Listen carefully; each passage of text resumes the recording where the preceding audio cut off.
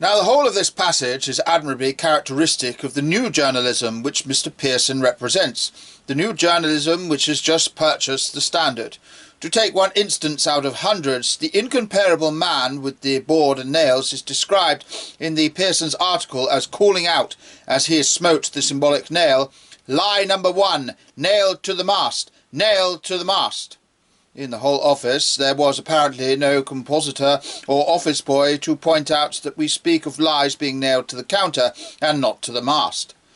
Nobody in the office knew that Pearson's magazine was falling into a stale Irish bull, which must be as old as St. Patrick. This is the real and essential tragedy of the sale of the Standard. It is not merely that journalism is victorious over literature, it is that bad journalism is victorious over good journalism. It is not that one article, which we consider costly and beautiful, is being ousted by another kind of article which we consider common or unclean. It is that of the same article a worse quality is preferred to a better. If you like popular journalism, as I do, you will know that Pearson's magazine is poor and weak popular journalism. You will know it has certainly, as you know, bad butter. You will know as certainly that it is poor popular journalism, as you know that the Strand, in the great days of Sherlock Holmes, was good popular journalism. Mr. Pearson has been a monument of this enormous banality. About everything he says and does there is something infinitely weak-minded. He clamours for home trades and employs foreign ones to print his paper. When this glaring fact is pointed out, he does not say that the thing was an oversight like a sane man. He cuts it off with scissors like a child of 3. His very cunning is infantile, and like a child of 3 he does not cut it quite off. In all human records I doubt if there is such an example of a profound simplicity in deception. This is the sort of intelligence which now sits in the seat of the sane and honourable old Tory journalism. If it were really the triumph of the tropical exuberance of the Yankee press, it would be vulgar, but still tropical. But it is not.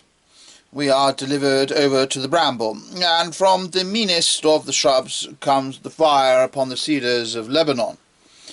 The only question now is how much longer the fiction will endure that journalists of this order represent public opinion.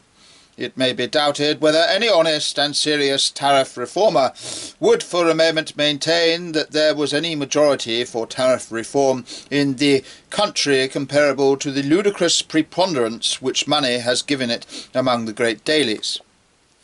The only inference is that for purposes of a real public opinion, the press is now a mere plutocratic oligarchy.